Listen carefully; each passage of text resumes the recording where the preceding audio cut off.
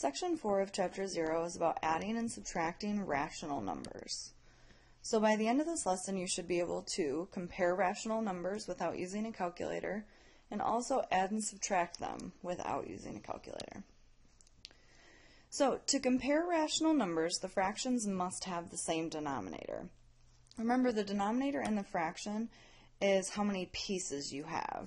So when you have a fraction like 1/4, that's saying that you have something broken up into 4 parts and you just want one of them.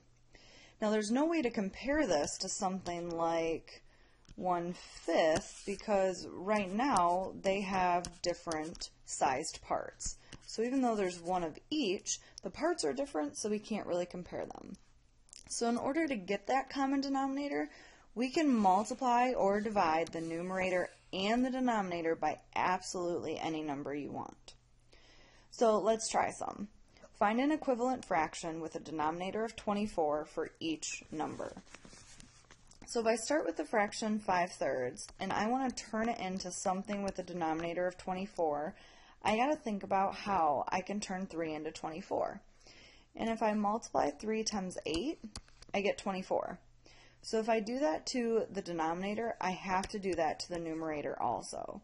So 40 24ths is exactly the same number as 5/3. If we were to type them in our calculator, we would get the same decimal out. We can do the same thing with the next one. We want to turn 7/8 into something over 24. So I know that 8 times 3 is going to give me 24, so I got to do 7 times 3. So just like before, 21 24ths is exactly the same number as 7/8. Last one. Let's turn 1/6 into something over 24. So I know that 6 times 4 will give me 24, so I got to do 1 times 4 on the top. And 4 24ths is the same number as 1/6. So now, if I wanted to, I could compare all 3 of those numbers because they have the same number of parts. So let's do a problem from start to finish. Order these numbers from least to greatest. So right now they all have different denominators. Let's get them to have the same. So if we just take a look at our denominators, 8, 6, 3, and 4. We need to find a number that all of these numbers go into. So how I do this is I take my biggest number, which is 8 in this case, and I start listing multiples of 8. So not all these numbers fit into 8, so I go to my next multiple of 8, which is 16. Now 4 fits into 16, but 6 and 3 don't, so I move on to my next one, which is 24. So 6 fits into 24, 3 fits into 24, and so does 4. So this is going to be my common denominator that I need to turn these into. So let's start with 3/8. If I need to turn this into something divided by 24, I know 8 times 3 gives me 24, so I got to do 3 times 3. So 3/8 and 9 24ths are exactly the same. So now let's do it with the next one, 1/6. I got to turn this into something over 24. I know 6 times 4 gives me 24, so I got to multiply the top. So I get 4 24ths. 2/3 is my next fraction. Got to turn that into something over 24. 3 times 8 gives me 24, so I got to do 2 times 8, which is 16.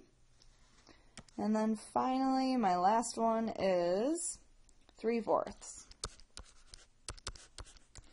So I know that 4 times 6 is 24, so if I multiply the top, I get 18 24ths. So now that all the denominators are the same, I can tell which one has the least and which one has the most. So this is my least, and this one is my most. So when I start ordering these, remember we need to order with the numbers that we have. So my smallest number is 1/6.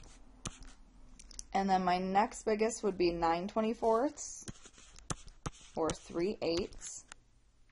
So 1, 2, this will be 3. So I'm not going to write 16 24ths, I'm going to write 2/3 because that was the number that they gave me to order. And then finally my most is 3/4. So without using a calculator, I can tell which one's the smallest and which one's the biggest. So part 2 is about adding and subtracting rational numbers. So to add or subtract rational numbers, the fractions must have the same denominator. Once the denominators are the same, you need to add or subtract the numerators, and then simplify if you can. So let's do some problems. So this first one that we start off with, the denominators are not the same, so I look at them 2 and 3, and the smallest number that they both fit into is 6. So I want to turn these both into something over 6. So if I look at my first fraction here, to get 2 into 6, I got to multiply by 3.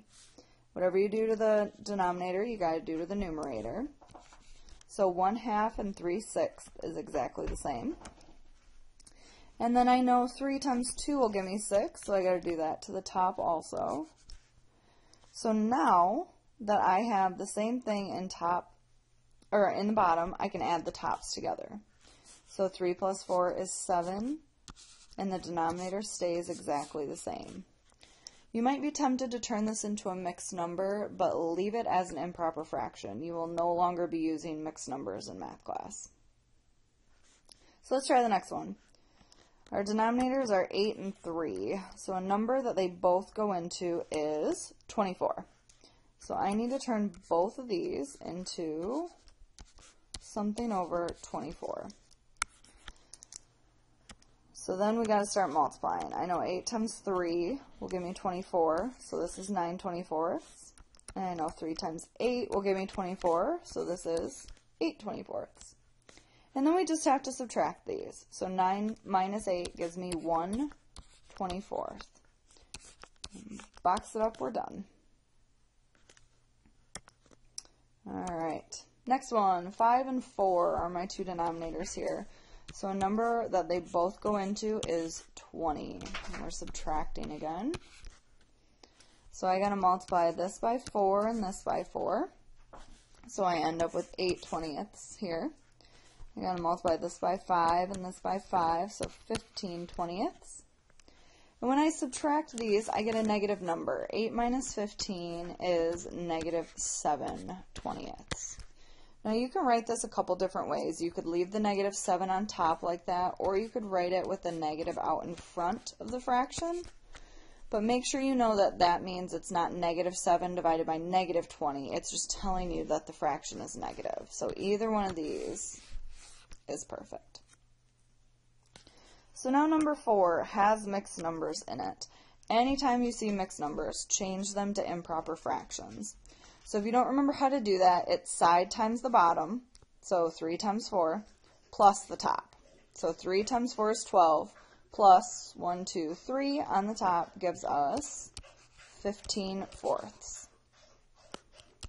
Then I'm going to add that to this next one, so side times the bottom, which is 6, 7, 8 on the top, thirds. So now I still can't add these together because we don't have a common denominator. So I'm going to turn these both into something that we can fit them into. So 4 and 3 can both be turned into a 12. And to do that, I'm going to multiply 4 times 3. So I got to multiply 15 by 3. So this is 30 and then 15 more, or 45. Going to multiply top and bottom here by 4. So that's 32. And then we got to add these together. So I end up with 77 twelfths. Now make sure that this can't be simplified, and it can't because the only numbers that go into 77 are 7 and 11.